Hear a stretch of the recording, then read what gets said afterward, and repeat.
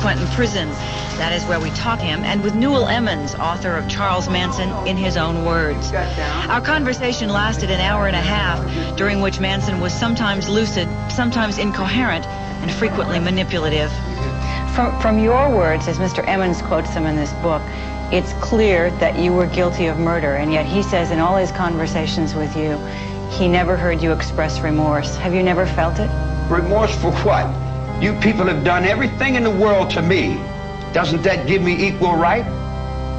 I can do anything I want to you people at any time I want to, because that's what you've done to me. If you spit in my face and smack me in the mouth and throw me in solitary confinement for nothing, what do you think's going to happen when I get out of here? Guilty. I wouldn't do anything that I felt guilty about. You don't feel guilty at all? There's no need to feel guilty. I haven't done anything I'm ashamed of.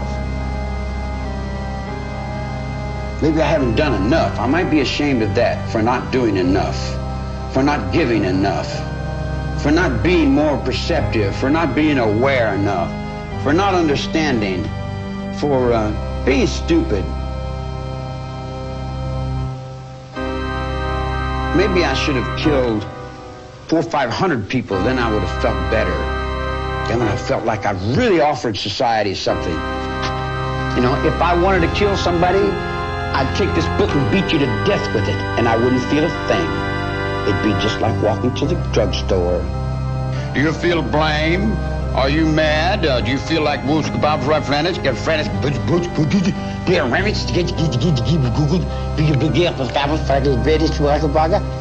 Why should anyone care to read this book?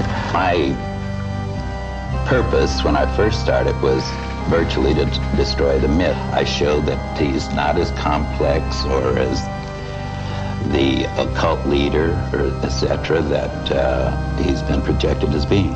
I don't fit in society, and I am incompetent.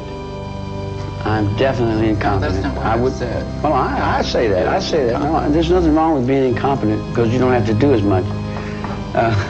If you're competent, then you got a lot to do, see. But there's another aspect of it too. I've learned to reflect. I just reflect back. I know I don't know. I know I'm stupid.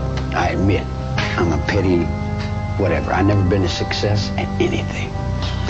I even got to the point where I didn't want to be a success at anything. What would being a success, what does that mean, you know? Money? Oh, I've had all the money in the world 3 times and I had to give it back. That's a stupid little game, you know?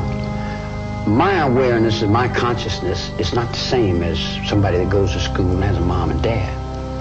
See, not having parents have left me in another dimension, so to say, you know? I don't have no bad going for nothing. I don't judge. I hardly even think about too much. It's hard for me to remember breakfast.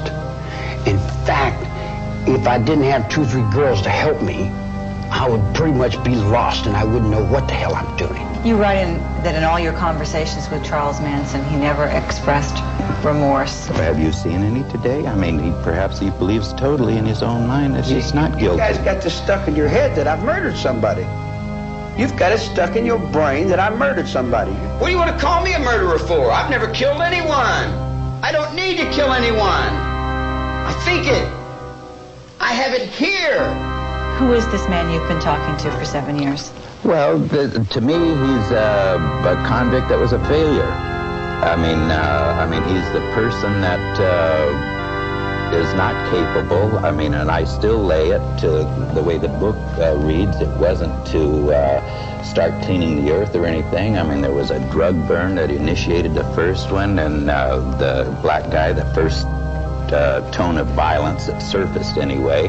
And then the death of Gary Hinman, there again, it was dope related, and it just kept feeding from there, and so it had no spiritual aspects at all. It was just a bunch of guys out there, kids out there that was living, doing their own thing, and it used to be party time and play time, and then through drugs and the whole bit, well, it started getting a little bit nasty, a little bit meaner, and first thing you know, there's murders.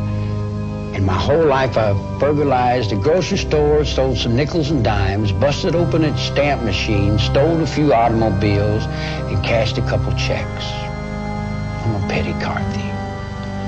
I've been with prostitutes and bums and winos and all my life. The street is my world. I don't pretend to go uptown and be anything fancy.